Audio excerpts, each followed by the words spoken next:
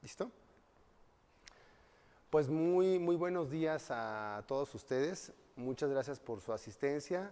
Igualmente le damos la bienvenida a quienes nos están viendo por Facebook Live y por YouTube Live.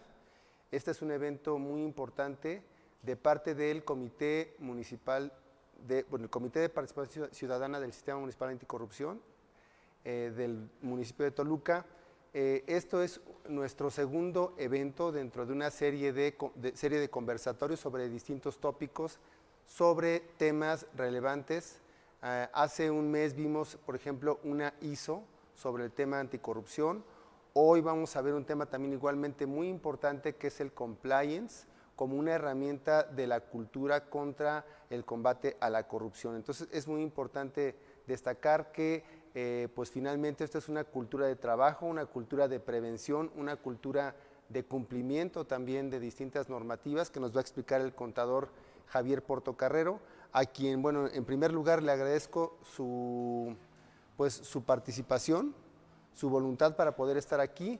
Tiene mucho tiempo que nos conocemos y bueno, la vida nos ha llevado por distintos caminos y ahora, bueno, él es un contador especializado en temas anticorrupción, compliance y lavado de dinero. Me voy a permitir leer algunos datos relevantes de nuestro ponente del día de hoy y bueno, a nombre del Sistema Municipal Anticorrupción de Toluca les doy igualmente la mayor bienvenida. Bueno, el contador Javier Sabino Portocarrero Garduño es licenciado de Contador Público por la UAMX, maestría en Impuestos por el Instituto de Especialización de Ejecutivos SC, actualmente postulante en la maestría de Auditoría Integral y Gestión de Riesgos, presidente de la Comisión de Compliance del Colegio de Contadores Públicos del Valle de Toluca, miembro de las comisiones Fiscal y Prevención de Lavado de Dinero del Colegio igualmente de Contadores Públicos del Valle de Toluca. Ha tenido una certificación en el estándar anticorrupción S1294 del CONOCER, certificación como oficial de cumplimiento normativo, transparencia y anticorrupción, registrado en las siguientes entidades: Grupo de Investigación, Análisis y Opinión de la Comisión de Transparencia y Anticorrupción de la 54ª Legislatura, Academia Mexicana de Derecho Tecnológico, Comisión Nacional Bancaria y de Valores, Instituto Nacional de Desarrollo Social, INDESOL, Oficina de las Naciones Unidas contra la Droga y el Delito, Procuraduría Fiscal de la Federación y Unidad de Inteligencia Financiera. Como vemos, realmente es un especialista en el tema. Me voy a permitir leer algún dato más que nos van a abonar a su credibilidad como ponente de este tema. Ha tenido un diplomado de prevención y lavado de dinero para la certificación de la Comisión Nacional Bancaria y de Valores por el Instituto de Especialización para Ejecutivos de Finanzas, diplomado Compliance, el reto de las empresas ante la cultura de la prevención, impartido por la Universidad Nacional Autónoma de México y la Fundación Escuela de Jurisprudencia AC.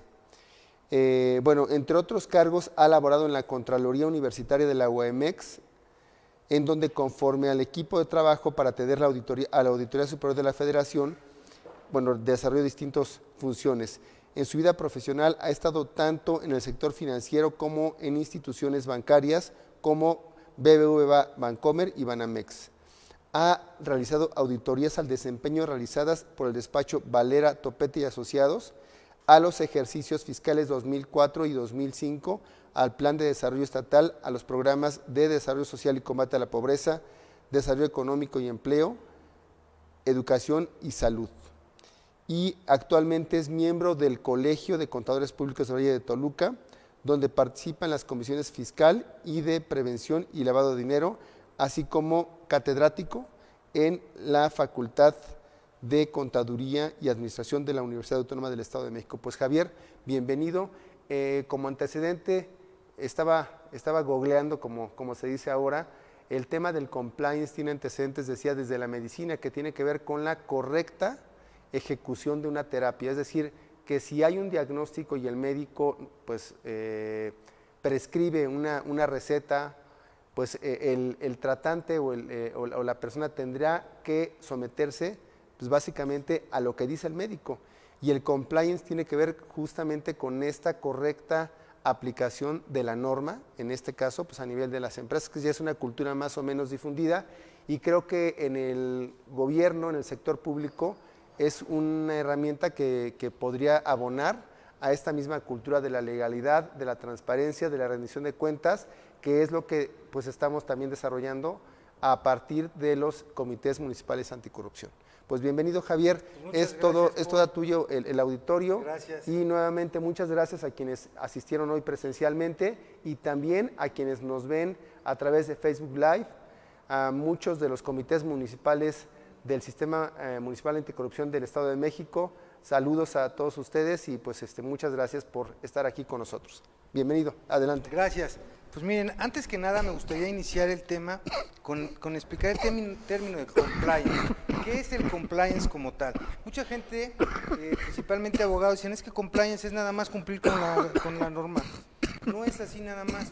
Hoy en día, si ustedes como servidores públicos, me voy un poquito al lado del servidor público también es muy enfocado al tema de las empresas. Sabemos que existen políticas de integridad, ¿no? Ustedes como servidores públicos pues, tienen la ley general del servicio público en el cual ustedes tienen que fijarse en ciertos principios para poder realizar su actividad.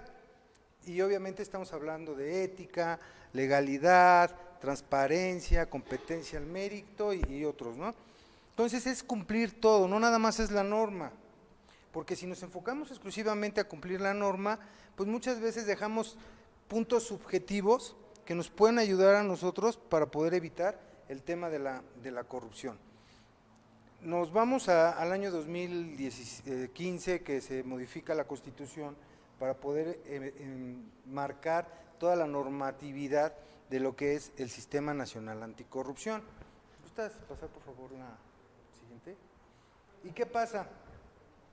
Después de la modificación del 113 constitucional, pues se generan estas leyes, ¿no? La Ley General del Sistema Nacional Anticorrupción, que es una ley nueva, Ley Orgánica del Tribunal Federal de Justicia Administrativa, que también es una ley nueva, la Ley de Fiscalización y Rendición de Cuentas de la Federación, que también sigue siendo una ley nueva, Ley Orgánica de la Fiscalía General de la República, que esta ya es una ley reformada, el Código Penal Federal y la Ley Orgánica de la Administración Pública Federal. ¿Por qué se tiene que hacer todo eso? Pues para engarzar cada uno de los procedimientos. ¿Se nos ocurrió en el año 2015 decir vamos a crear esto? No. Si nos vamos más atrás, desde finales de los 90, se han venido firmando convenios con la Organización de las Naciones Unidas, con la Organización de los Estados Americanos y con la OCDE. Entonces, dentro de todos esos convenios que nosotros ya hemos venido firmando, México se sujeta a utilizar políticas anticorrupción. Les voy a dar un dato que es sumamente interesante. Hoy México, en cuestión de normatividad, a nivel internacional estamos catalogados con el 9.6. Padrísimo, ¿no? Pero ¿qué creen? Que al momento que empezamos a ponderar, más bien que los países nos empiezan a ponderar hasta llegar a la aplicación de las leyes, llegamos al 4.2. Entonces realmente estamos reprobados en todo lo que es el combate a la corrupción. ¿Por qué? Porque ha habido una mala interpretación de lo que es el Sistema Nacional Anticorrupción. El sistema como tal es simplemente las herramientas para organizar a nivel nacional cómo vamos a combatir la corrupción.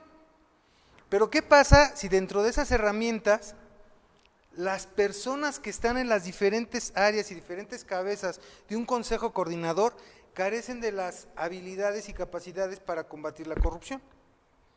Se me ocurre una cosa, hay muchas personas que piensan que a través de una licitación pública, que cuando se está dando la licitación pública, se inicia un proceso de corrupción y no es así. ¿De dónde inicia la corrupción en una licitación pública? A ver, les pregunto, ¿algunos de ustedes han estado presentes en alguna licitación? ¿Han participado en alguna licitación pública? ¿No? ¿Sí? ¿Y tú en dónde crees encontrar la corrupción en una licitación?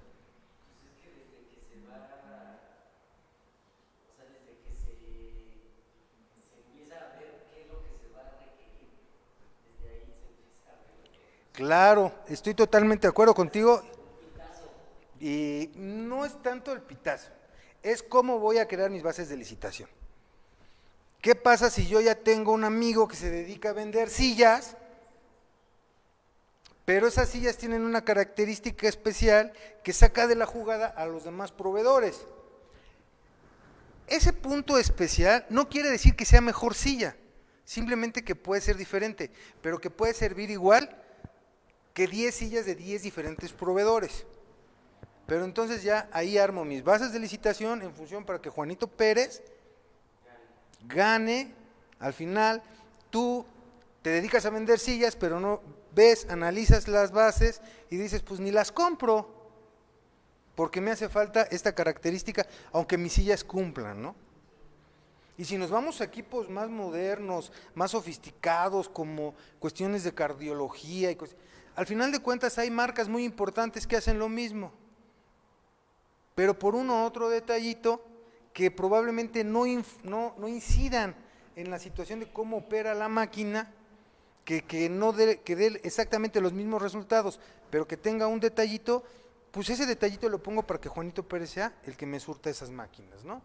Entonces, desde ahí es el tema de la prevención. ¿Cómo voy a hacer yo, a través del compliance, prevenir este tipo de situaciones? Primero, obviamente, incluimos todo lo que son la política de integridad, ¿no? Todo lo que se está manejando en la ley la Ley General de Responsabilidades Administrativas. ¿Cuáles son los principios fundamentales por los cuales los servidores públicos se tienen que guiar?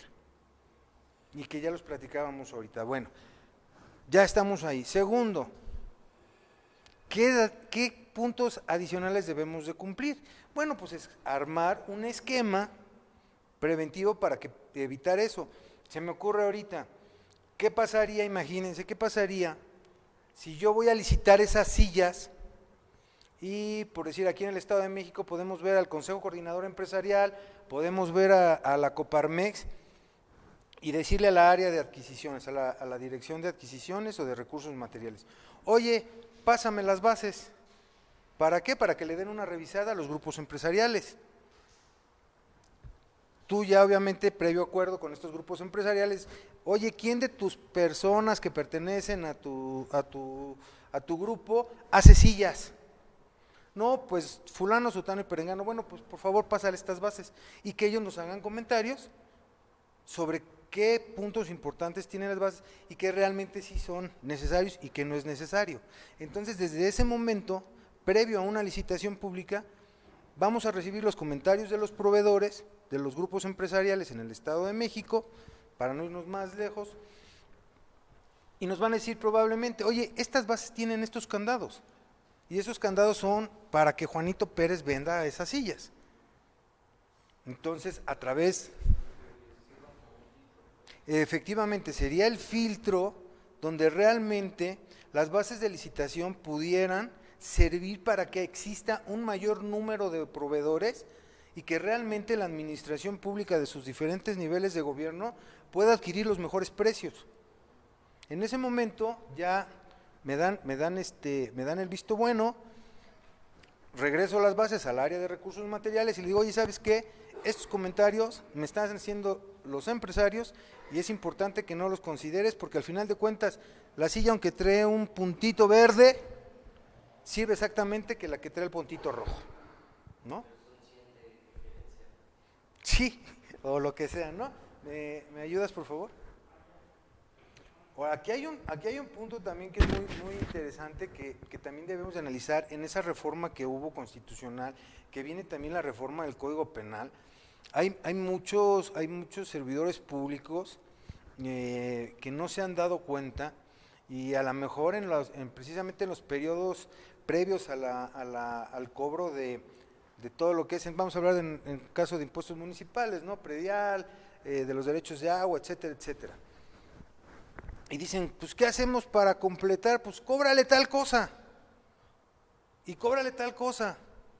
¿Y qué pasa? Pues, cuidado, ¿no?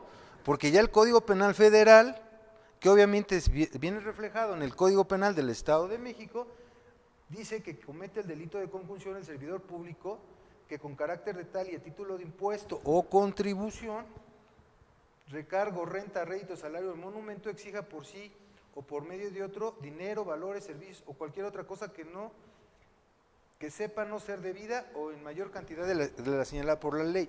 También este es un punto muy importante, o sea, ustedes como servidores públicos, aguas, no los quiero espantar, pero sí aguas. Después del 2016 pueden ser sancionados en materia penal y materia administrativa. Entonces deben de tener mucho cuidado cuando realicen, y si por ahí alguien les ordena que hagan algo, pues mejor que se los firmen arriba, porque si no, ustedes corren riesgos altísimos. ¿Me ayudas con la que sigue, por favor? Es que depende del... Uh-huh. Sí, mira, por decir, si es arriba de 19,000 pesos, que son las 200 veces en la UMA, se puede considerar una falta no grave, y entonces no tienes tanta bronca. Pero arriba de los 19,000 se puede considerar una falta grave y puede ser hasta una sanción de hasta 10 años de inhabilitación o 20 años de prisión. Entonces hay que tener mucho cuidado, ¿no? El cisne negro, este concepto es un concepto muy importante y muy interesante que se debe de contemplar previamente al armar una situación de compliance. ¿Qué es un cisne negro? Es un concepto que se maneja a nivel internacional, que lo que quiere decir es ser preventivos, ¿no? Tratar de analizar qué cosas me pueden llegar a pasar al momento de operar yo mi situación dentro de mi organismo que me pueda causar un perjuicio.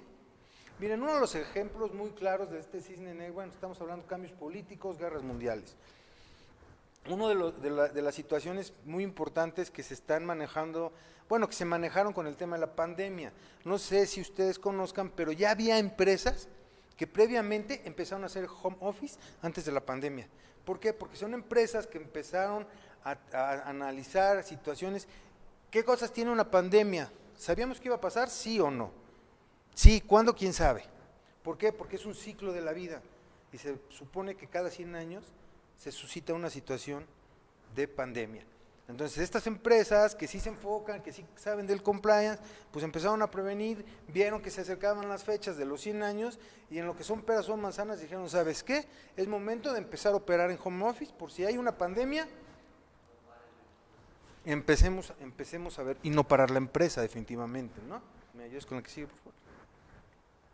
El significado de cumplir es hacer algo a lo que se está obligado por una norma, una promesa, un compromiso o un castigo, aunque también puede aplicarse a cosas cuando se establece que se realizan las funciones para las que fueron concebidas. Por eso no es un tema solo de abogados. ¿Por qué? Porque la función pública fue concebida para una situación.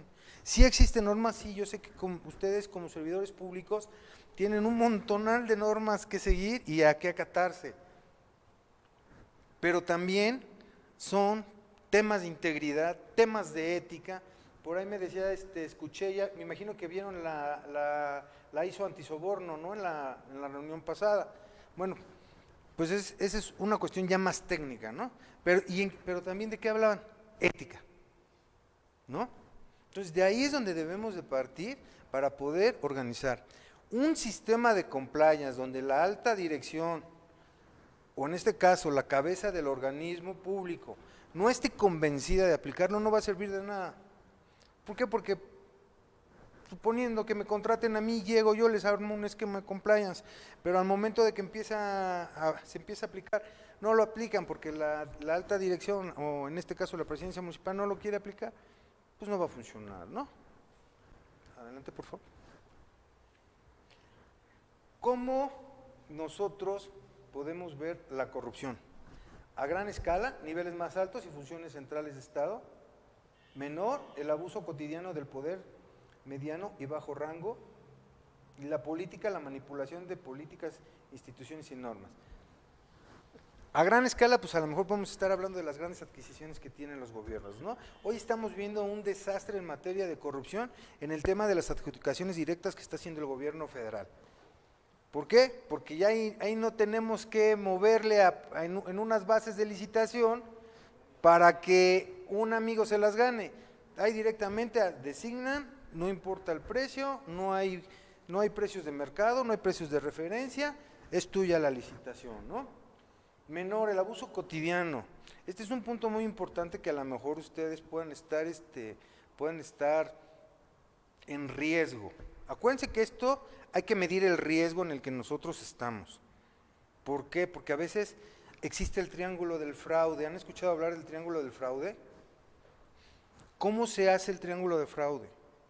¿Qué pasa si yo no tengo un sistema de compliance debidamente organizado para el cobro de algún derecho, de algún impuesto en el municipio? Pues ahí empieza el primer punto, la oportunidad, ¿no? Ahí empieza el triángulo del fraude. Tengo la oportunidad, lo voy a hacer. ¿Por qué? Porque no existen tal vez las reglas ni las normas adecuadas para poder dar un control interno. Segundo paso, ¿qué pasa ahí? Tengo la oportunidad, creo que me lo merezco. Sí es cierto, así funciona el psique de las personas cuando están en ese tipo de oportunidades, creo que me lo merezco. Y luego llega el tercer punto, la racionalización.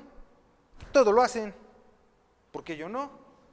Además no hay ningún problema, ¿no? Entonces ese tipo de triángulos de fraude es uno de los puntos que se deben de analizar al momento de estar analizando todos nuestros sistemas de compliance. Decíamos los policías.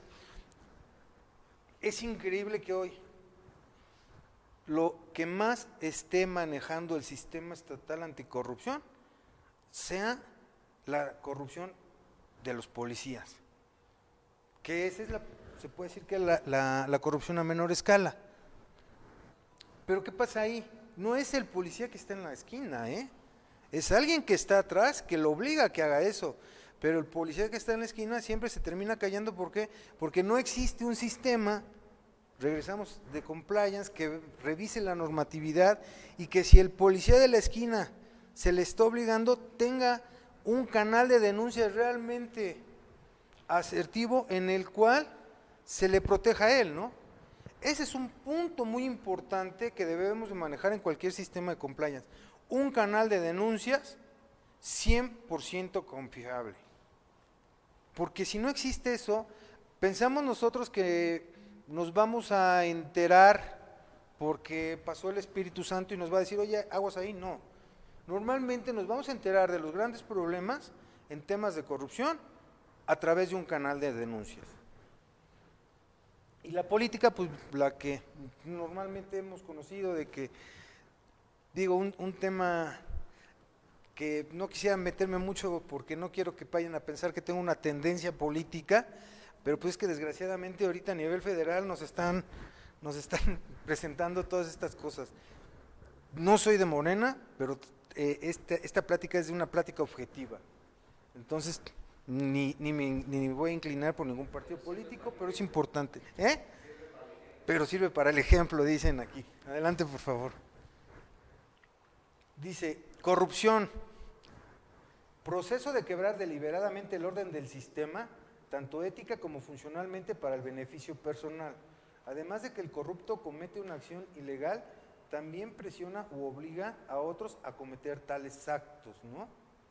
¿Qué dice la Convención de Mérida? ¿Qué es la Convención de Mérida? En el año 2004 en Mérida, Yucatán, se reunió las Naciones Unidas para la Convención Anticorrupción. Y dentro de esa reunión, el artículo 11 dice que teniendo presente la independencia del Poder Judicial y su papel decisivo en la lucha contra la corrupción, cada estado parte, se refiere a los estados, a todos los países que formaron parte de esta convención, de conformidad con los principios fundamentales de su ordenamiento jurídico y sin menoscabo de la independencia del Poder Judicial, adoptará medidas para reforzar la integridad y evitar toda oportunidad de corrupción entre los miembros del Poder Judicial. Tales medidas podrán incluir normas que regulen la conducta de los miembros del Poder Judicial. Aquí los miembros del Comité de Participación Ciudadana, pues nos suena perfectamente bien, ¿verdad? Que va muy enfocado, que a través de esta convención, pues inicia todo este tema, que estamos hablando de 2004, en México se hizo en 2015 la modificación en la Constitución, y luego en 2016 se modificaron las leyes. Entonces vamos 11 años atrás, ¿no?, de la Convención de Mérida. ¿Me ayudas, por favor? Abuso de poder, esas son algunas formas de corrupción, tráfico de influencias, enriquecimiento ilícito, desvío de recursos, soborno, abuso indebido de funciones, obstrucción de justicia, colusión, nepotismo. ¿Por qué manejo estos temas?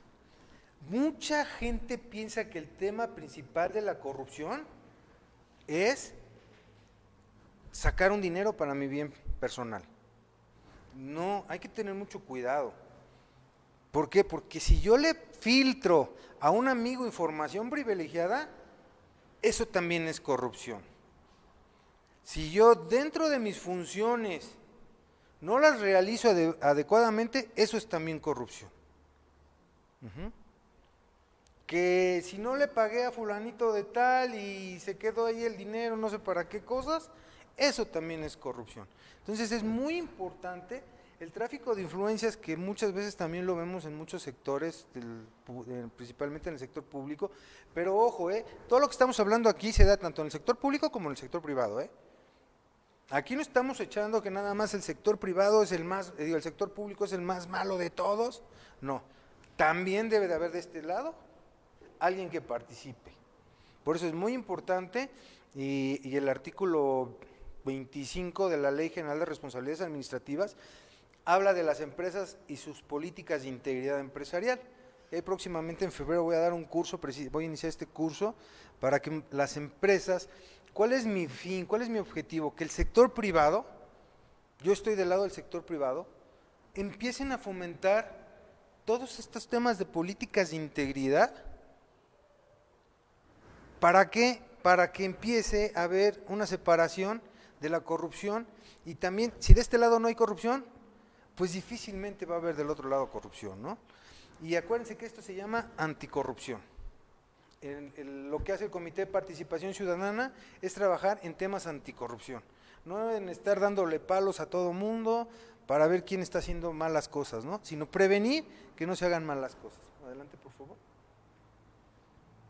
La función de compliance en la organización debe aplicarse exclusivamente para la prevención de delitos. ¿Están de acuerdo que la corrupción es un delito? Dime. No. A ver, primero la señora. Primero las damas.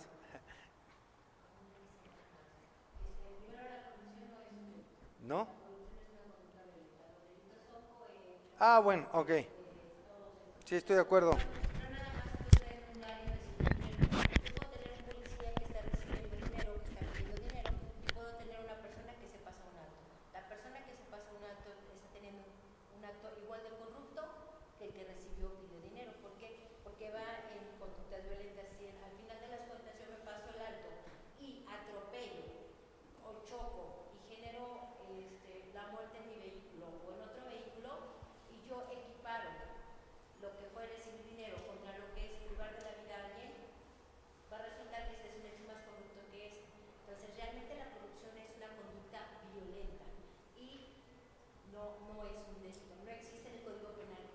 No, son los actos por la corrupción. Esos son los delitos. Sí.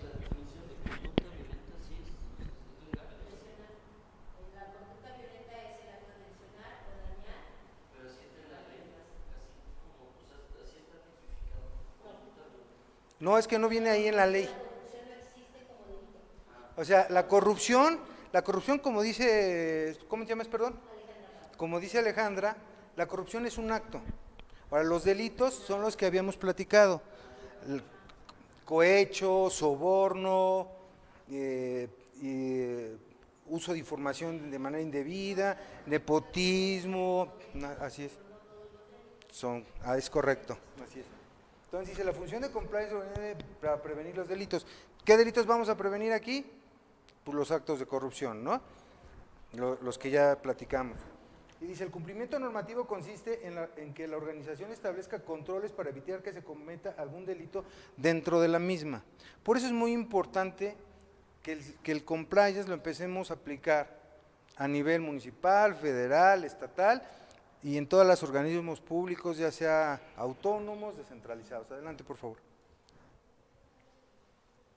Dice, basta con enviar el código de ética de la organización, cumpla con las obligaciones del compliance. Volvemos al mismo tema, ¿no? O sea, no nada más es difundir cuestiones de ética, no nada más es difundir cuestiones de pórtate bien, sino explicar, dar una inducción realmente, qué es lo que tienes que hacer en cuestiones de ética y por qué es tan importante la ética en una organización. Hoy, la falta de ética en organizaciones públicas y privadas está costando muchísimo dinero. Bueno, para que se den una idea, en Alemania los sobornos eran deducibles de impuestos. ¿Por qué? Pues porque se dieron cuenta los alemanes que estaban perdiendo muchas licitaciones internacionales,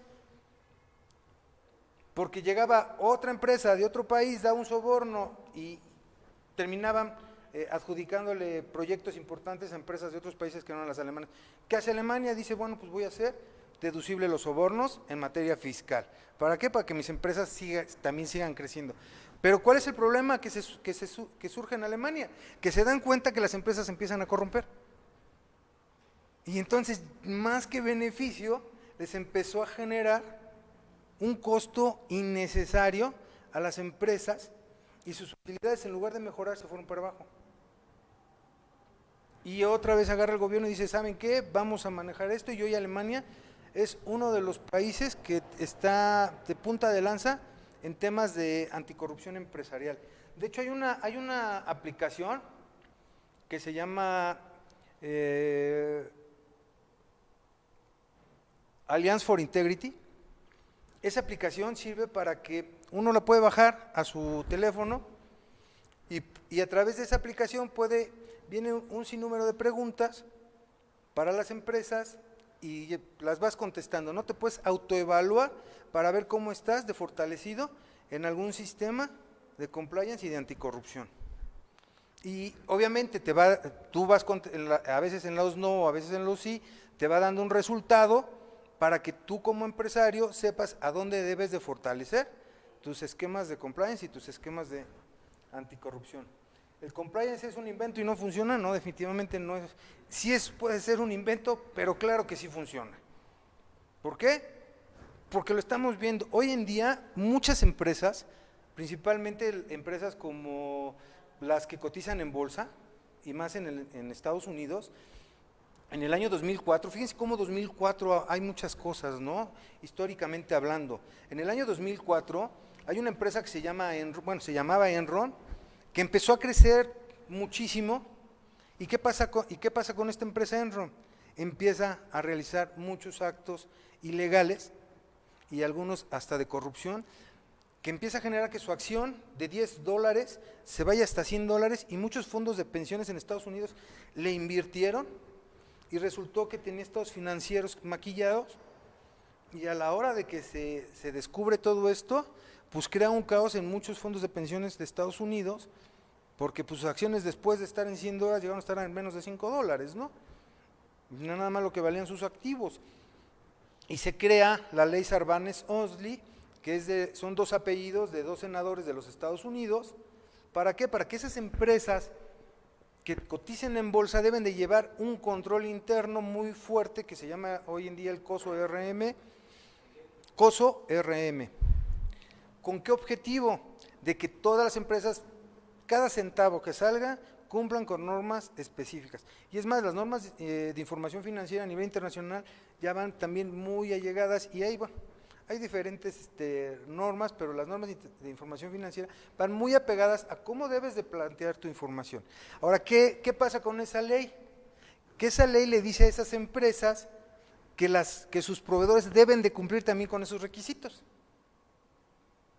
Y entonces, hoy ya algunos clientes hemos tenido aquí en México que son proveedores de Ford, que son proveedores de General Motors, que ya les están pidiendo, y no son empresas grandes, que ya les están pidiendo sus sistemas de prevención de lavado de dinero, sus sistemas de compliance, sí, claro, y sus sistemas anticorrupción o de integridad empresarial.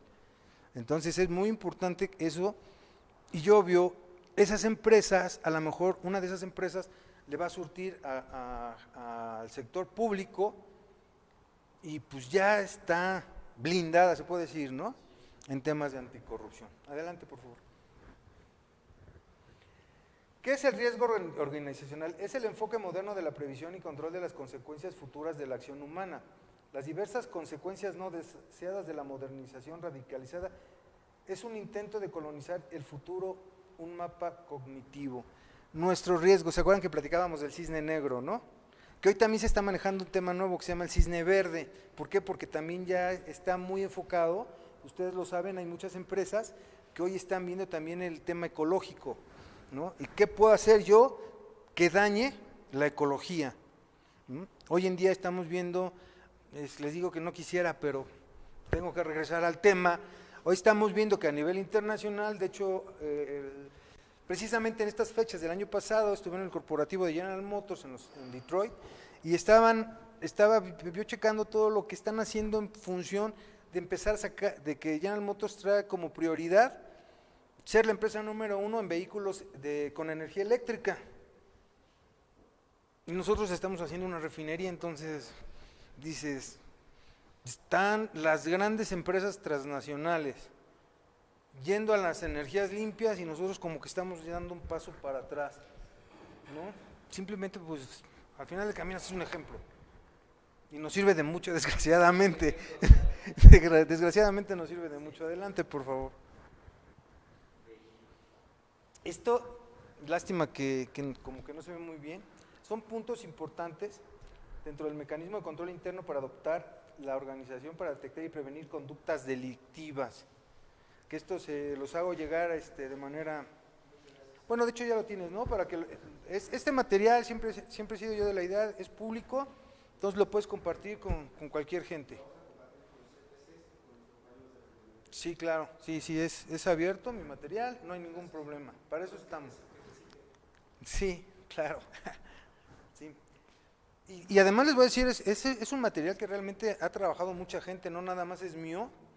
Hay grandes de los que inician con el tema del compliance en México, que mucha parte de toda esta presentación viene apoyada también por parte de ellos. Adelante, por favor. Principios de compliance, actuar de forma honesta, regresamos a la ética. No hemos salido de la ética. Actuar de forma honesta, imparcial y profesional en el mejor interés de los usuarios. Proporcionar información imparcial, clara y no engañosa a sus usuarios. Prestar servicios y ofrecer productos teniendo en cuenta las circunstancias personales de los usuarios. Este punto del prestar servicios muchas veces les va a tocar a ustedes que están a nivel municipal y que a lo mejor están en una ventanilla. Es bien importante entender cuál es su función como prestadores de servicios, ¿no? Es muy, muy importante. Y dice ahí, ¿no? Ofrecer productos tomando en cuenta las circunstancias personales de los usuarios. A veces somos muy fríos, muy rígidos y no entendemos a la persona que está enfrente. Pues es que desgraciadamente los que estamos de este lado de la ventanilla tenemos que tener ese toque de psicólogos y las cosas serían muy diferentes. Pero ¿cuál es el problema?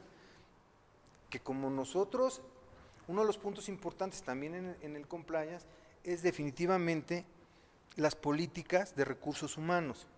Si yo no tengo si yo la única política de recursos humanos la tengo en función a quién voy a contratar y no realmente cómo debo de capacitar a esas personas, o sea, no es lo mismo capacitar a una persona que está en ventanilla a capacitar a una persona que está totalmente alejada de la ciudadanía, ¿no? Es muy diferente, porque a veces, ¿qué pasa? El pobre que está a lo mejor siempre encerrado en una oficina, pues a lo mejor se ha de desesperar, ¿no? Bueno, pues hay que darle algunas actividades que le pueda permitir estar siempre alerta en su trabajo. Adelante, por favor. Nos lo brincamos, es el programa básico del compliance, desgraciadamente no lo vemos ahí bien. Dice un sistema de gestión de compliance eficaz y que abarque toda la organización, permite que la organización demuestre su compromiso de cumplir con la normatividad. Lo que empezamos a decir, ¿no? Normas. Incluyendo los requisitos legales, los códigos establecidos. Ustedes, como municipio, tienen un código de ética y conducta, ¿no? ¿Quién se lo sabe? Bueno, eso es un punto bien importante ahorita que nos están dando ahí una alerta. Lo que está pasando ahorita es que nos está dando una alerta, que el Comité de Participación Ciudadana puede influir en que la gente que esté dentro del municipio conozca. ¿Qué pasa si nosotros hacemos un código de ética y conducta y no lo socializamos? Pues no podemos pedirle al trabajador, ¿no? Y estos códigos de ética y conducta son tan importantes tanto en el sector público como en el sector privado. ¿Por qué? Porque también en el sector privado, si tenemos debidamente bien organizados y bien socializados nuestros códigos de ética y conducta, nos va a ayudar hasta cuando un trabajador realmente no está realizando su trabajo de manera adecuada, pues poder deshacernos de él sin entrar en tantos problemas con la Secretaría del Trabajo, ¿no? Dice, así como los estándares de buen gobierno corporativo, las mejores prácticas, la ética y las expectativas de la comunidad en general. Si se dan cuenta, seguimos en el tema de ética. Hoy debemos de fomentar entre nosotros, entre nuestros hijos, en nuestra familia, los temas de la ética. ¿Qué es la ética? Adelante, por favor. Bueno, el compliance, pues tenemos que ver leyes, contratos, ética y normatividad interna, que es lo que estamos hablando de cuestiones del código de conducta y el código de ética, y la autorregulación de estándares, ¿no? Adelante, por favor.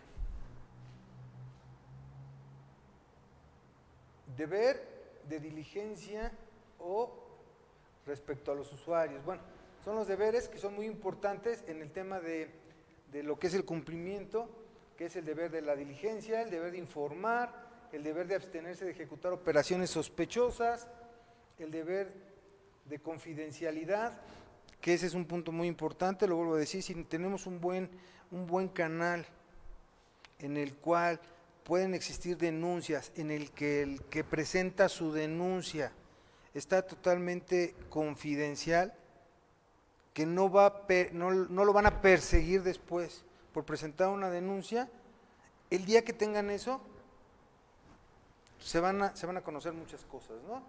Y el deber de conservar documentos, que también es muy importante para el momento de hacer las revisiones y cuestiones que puedan determinar las variaciones que nos está generando fuera de nuestros esquemas de compliance. Adelante, por favor. Criterios básicos para elaborar un programa de cumplimiento. Análisis de la persona jurídica. En este caso estamos hablando del sector público. ¿Es complicado? Sí es complicado. ¿Por qué? Porque son muchas normas y leyes las que nos regulan, ¿no? Y principalmente al sector público. Evaluación de los riesgos penales. Bueno, ¿qué puede pasar si no tengo este sistema de prevención, ¿no? Los códigos de conducta, ¿cómo me debo de comportar dentro de la organización? ¿Qué medidas voy a seguir para su implementación? Y el seguimiento y evaluación. Si no existe el seguimiento y evaluación, también no nos va a servir de mucho establecer un sistema de compliance, porque lo que no se puede medir, pues simplemente no funciona, ¿no? Dice, políticas de riesgo. Actores que intervienen, pues los servidores públicos, los servidores, los proveedores y la sociedad en general. ¿Por qué? Pues estamos hablando que de este lado estoy yo, que voy a prestar un servicio. Del otro lado vamos a tener a lo mejor dos clientes, si lo manejamos de manera global, ¿no? Proveedores y por otro lado la sociedad en general a la que nosotros les vamos a estar brindando un servicio. La importancia operativa y la dependencia, qué toma de decisiones también vamos a tener y qué implicaciones tiene, y los procesos de revisión y superioricidad. Si nosotros, regreso al mismo tema, si nosotros no tenemos una supervisión y no revisamos que estén funcionando nuestros sistemas de compliance, pues no nos va a servir de nada, no nos va a dar una información que a nosotros nos sirva para una toma de decisiones y saber obviamente qué implicaciones va a tener. Adelante, por favor. Todo marco de gestión a futuro es avanzar en el tiempo como si no pudiese proyectar el futuro y ver qué hacer. Eso es lo que se denomina prospectiva. Amenazas actuales, previsiones de las futuras, análisis prospectivos. Si nosotros no podemos analizar qué puede pasar en un futuro, regresamos al cisne negro, cuáles son nuestros riesgos, que pudiéramos incurrir en la actividad que nosotros estamos realizando, pues difícilmente vamos a poder ser previsores de actividades presentes o futuras, ¿no?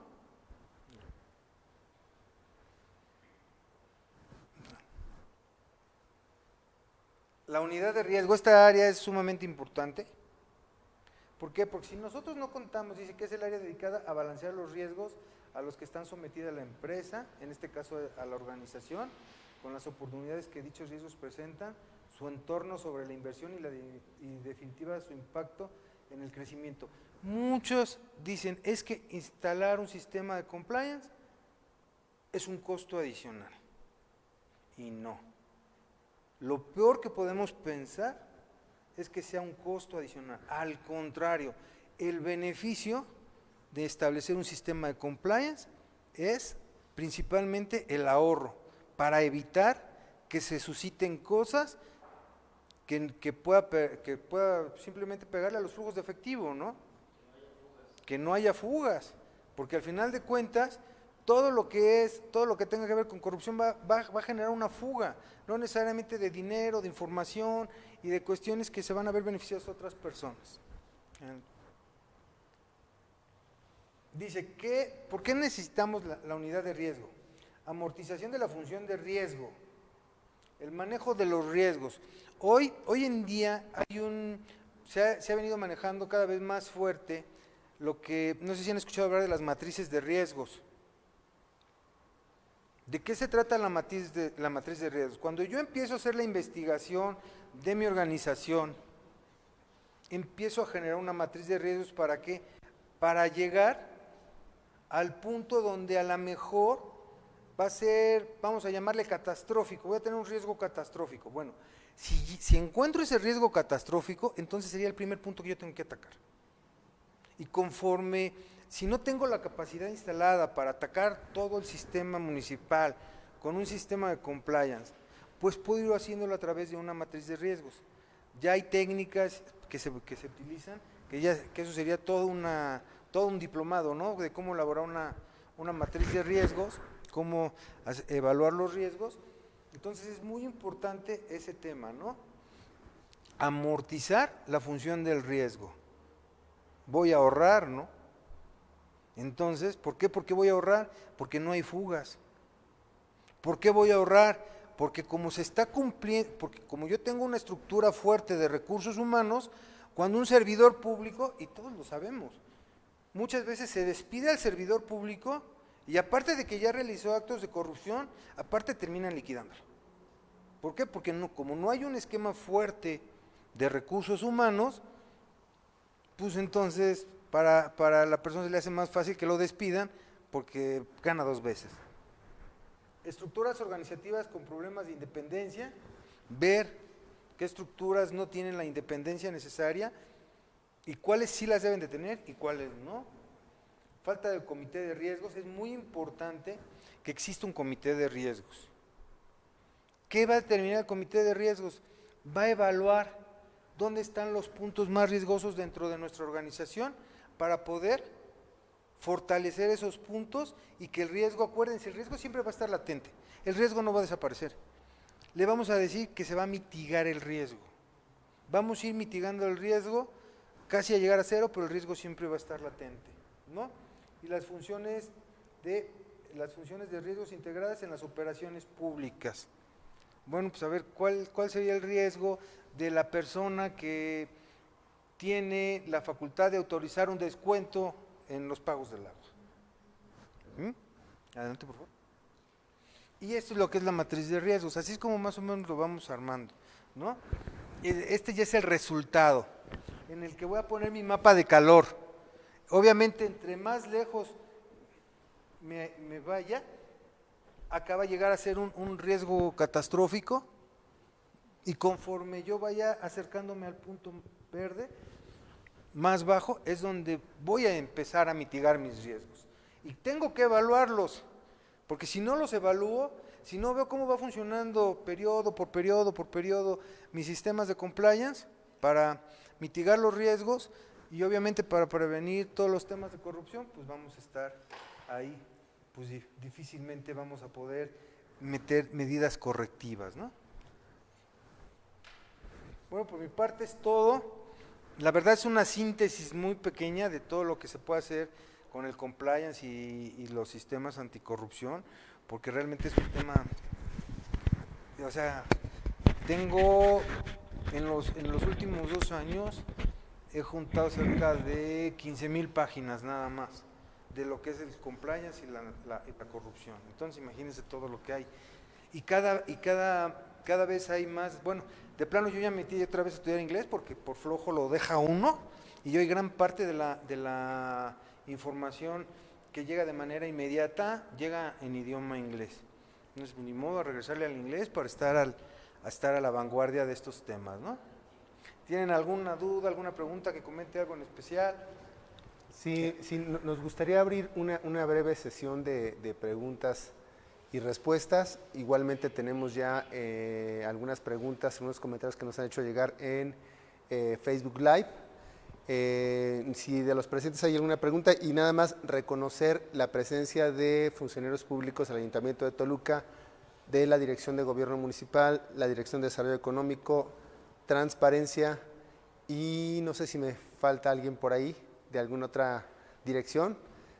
Obviamente igualmente destaco la presencia de la maestra Alejandra Parra, que es nuestra presidenta del CPC Toluca, pero además quiero decirles que por Facebook Live están presentes los comités municipales de anticorrupción de los municipios de Chalco, Tenancingo, Tlanepantla, Ixtlahuaca, Huixquilucan, Villa Guerrero, Nicolás Romero, Ocoyoacac, Huehuetoca, Naucalpan y algún otro que se me olvide y que le pido una disculpa por no mencionarlo.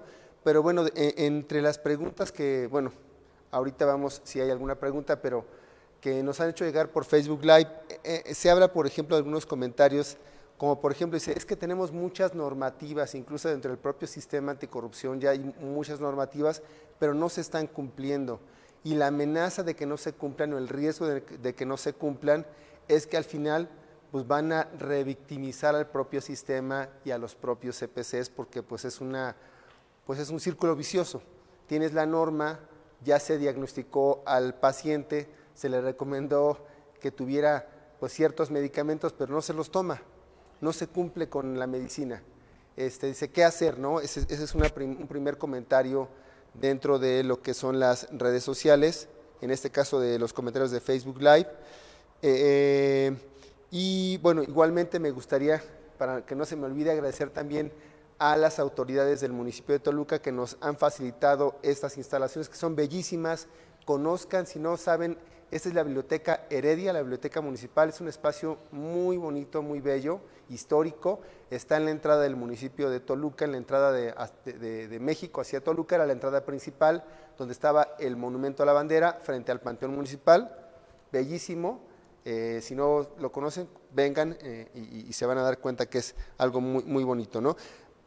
Contador, ¿algún comentario acerca de esta pregunta o comentario que es realmente muy importante? Yo creo que aquí es miren, aquí es bien importante algo.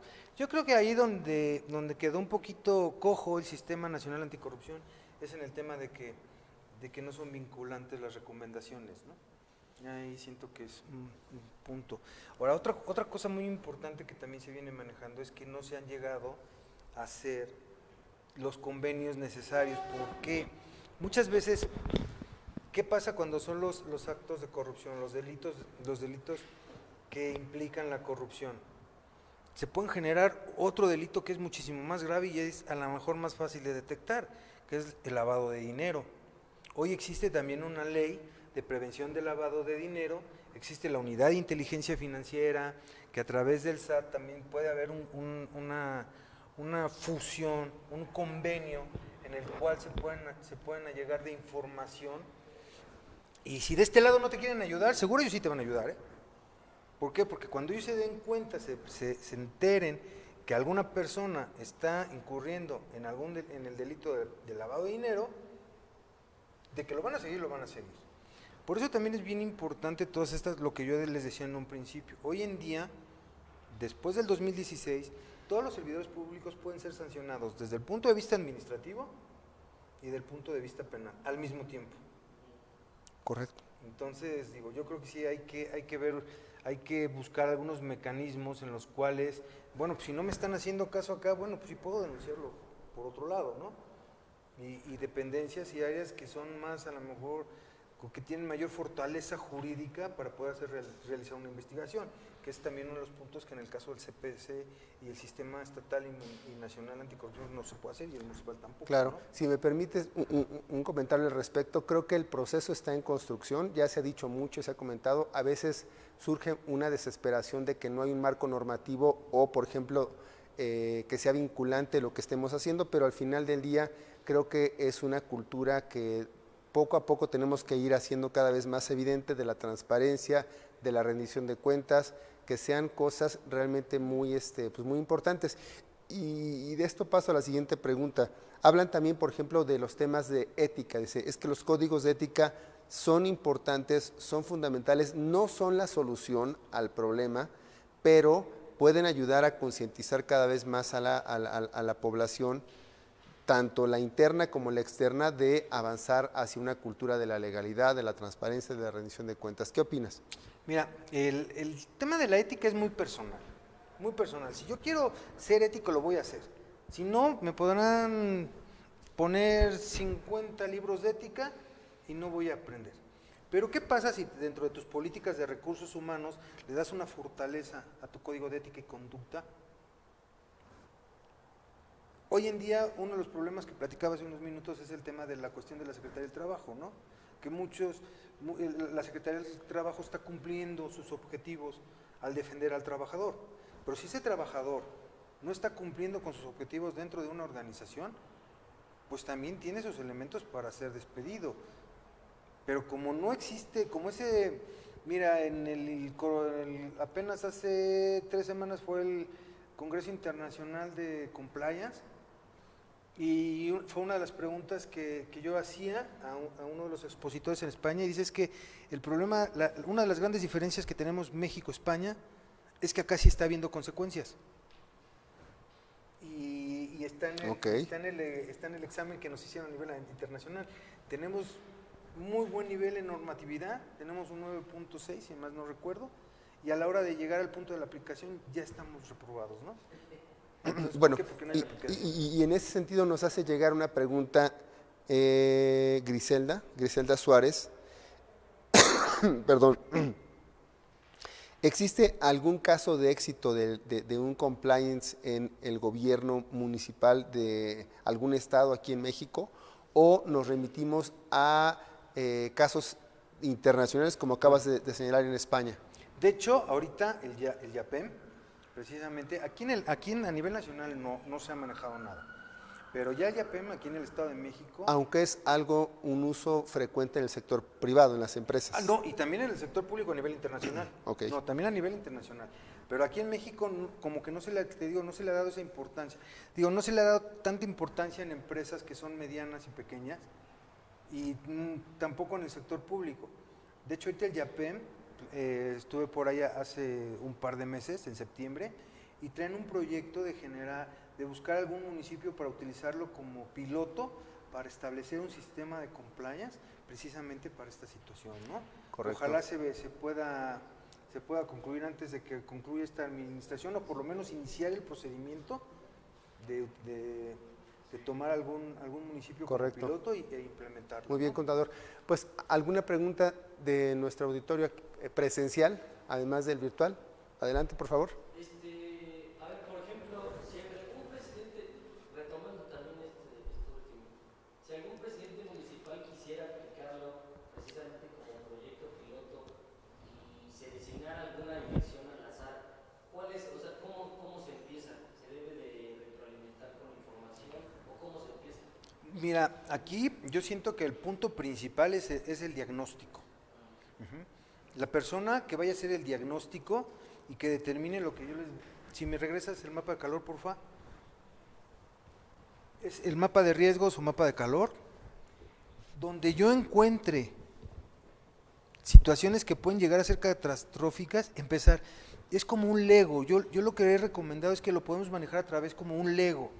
A ver, vamos a irnos parte por parte. ¿En función de qué? En hacer este análisis y esta evaluación. Y decir, bueno, el punto rojo más peligroso es este, bueno, ahí vamos a empezar a establecer un sistema de compliance. Y de ahí vamos bajando, hasta que ya todo un municipio, todo un ayuntamiento tenga establecido un sistema de compliance. La solución forma parte, lo más importante es de que todos estos sistemas, toda la gente participe, que sea una situación de retroalimentación. Si no existe esa retroalimentación entre la persona que va a hacer el análisis y las personas que se les va a revisar, pues difícilmente también vamos a poder llegar a puntos rojos muy, muy altos, ¿no? A lo mejor voy a llegar a un punto rojo en donde no existe, y voy a llegar a un punto medio o un punto bajo donde tampoco existe, que al contrario puede llegar a ser catastrófico. Yo creo que sí es muy importante, lo primerito es de que la alta dirección, en este caso la cabeza, la presidencia municipal, esté convencido. Pasar al segundo paso, que es el diagnóstico, y ya del diagnóstico tomar las áreas más importantes que pueden generar un riesgo alto y empezar a establecer ahí los sistemas de compliance. ¿Y habría, por ejemplo, algún tiempo para el diagnóstico, algún tiempo estimado para ya tener un diagnóstico? Es que No todo, sino de una dirección.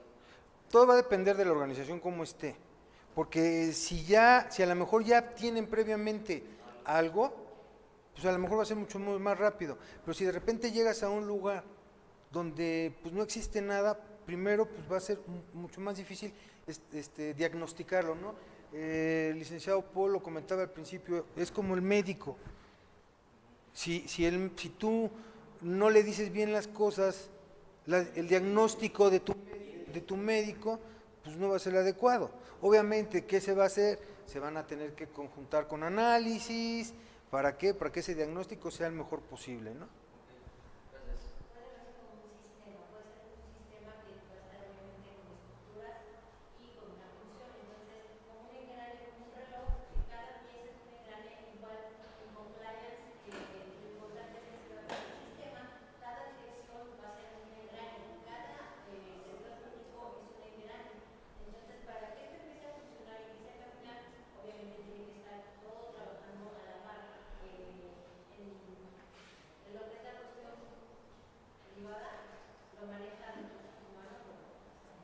No, de hecho fíjate que hay en lo que es en el sector privado se crea un área en la que va a existir un Official Compliance. ¿Qué hace el Official Compliance? Precisamente estar estructurando a la empresa, ver cómo hacer esto y también armar tu sistema de alertas. Ah, bien.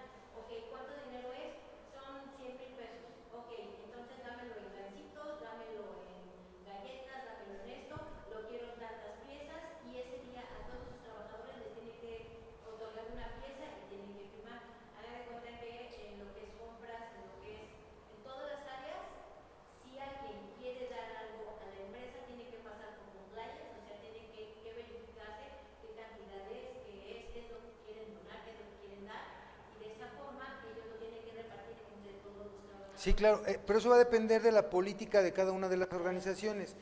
De hecho, precisamente en la Alliance for Integrity que te menciono, en la aplicación, viene la cuestión de los regalos. Tú recibes regalos, ¿de cuánto recibes los regalos? ¿Sí? Entonces, en función de eso, tú vas a establecer tus políticas de recepción de ciertos regalos. Sí lo puede manejar, pero por decir acá Bernardo Álvarez de Castillo, de Grupo Expansión, que de hecho apenas lo estuve platicando con él, lo tuve por ahí, va a estar este fin de semana el Instituto Carbonell, el 3 y 4 de diciembre, está haciendo un evento de compliance muy importante. De hecho, va a estar Bernardo Álvarez del Castillo, y de los mejores que hoy manejan el compliance en México. Va a ser 3 y 4 en la Ciudad de México. Y precisamente, por decir, en el caso de Bernardo no depende de ningún área. En el Grupo Expansión es el Officer Compliance, que es totalmente independiente a cualquier área y su responsabilidad es 100%. A veces que tenemos la oportunidad de ir a comer o alguna cosa, nunca podemos. ¿Por qué? Porque de repente ya tenemos agendado y ya le hablaron y tiene que checar. ¿Por qué? Porque sus sistemas de alertas. Entonces va a depender mucho, por decir, el tema de los regalos va a depender mucho de las políticas, 100%. Y se tienen que socializar, todo se tiene que socializar. O sea, los trabajadores, todas las personas que participan contigo deben estar perfectamente, saber todo lo que está pasando en todos los temas de ética y conducta.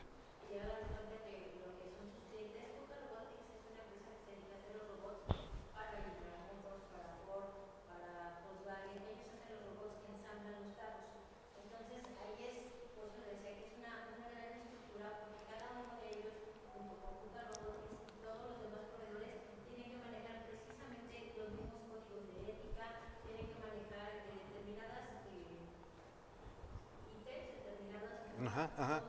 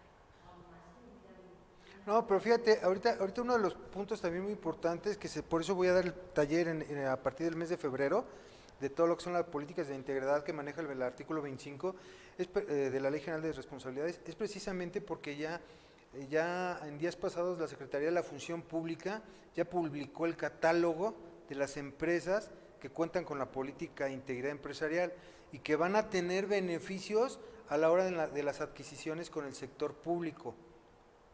Entonces ya, mire, esto ya es un camino que ya se arrancó, ya arrancamos este camino y ya no se va a parar, independientemente de quién esté de presidente, de quién esté de gobernador, de quién esté de presidente municipal. ¿Por qué? Porque si no cumplimos no es una normatividad 100% mexicana, definitivamente no lo es. Es una normatividad que se ha manejado a través de los convenios internacionales, y que si no nos metemos a la jugada de los convenios internacionales, olvídate de Fondo Monetario Internacional o de Banco Internacional, o sea, olvídate de todas las cuestiones financieras que nosotros recibimos muchas veces. Problemas graves, sí existen problemas graves. Hoy en día el gobernador de Texas acaba de prender un foco muy rojo, porque en meses pasados ya nombró a las células, a los grupos de delincuentes en México como células terroristas, y hoy están poniendo militares en la zona de la frontera. Y si esto se sigue corriendo en los demás estados fronterizos, pues tendríamos que meternos en las resoluciones de la ONU. Claro. De hecho, ya la ley federal de lo que conocemos como la ley PLD, que tiene un nombre largotote, que es Ley Federal de Recursos de Procedencia, para la identificación de recursos de procedencia ilícita. combate al terrorismo y la y prevención también de armas masivas, o sea, ya viene el nombre, que ya viene, yo creo, no espero, porque la verdad como está la ley hoy todavía mucha gente se puede autocorregir en materia de prevención de lavado de dinero, pero si el año que viene se presentan las modificaciones que nos están exigiendo a nivel internacional, pues sí vamos a empezar a tener ciertos problemas con gente que no que esté lavando dinero porque sean delincuentes, sino por el desconocimiento, y es lo peor, porque luego son los primeros que caen, ¿no?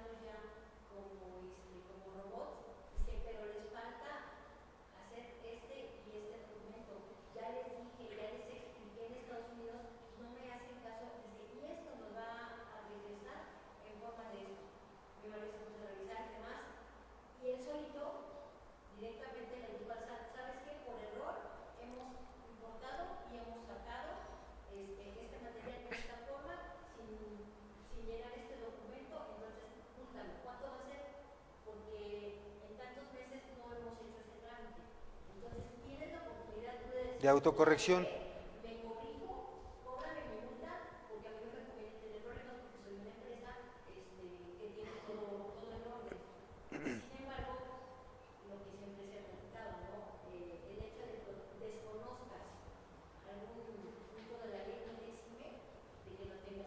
No, y aprovechando la autocorrección, las multas a veces ni proceden, ¿no?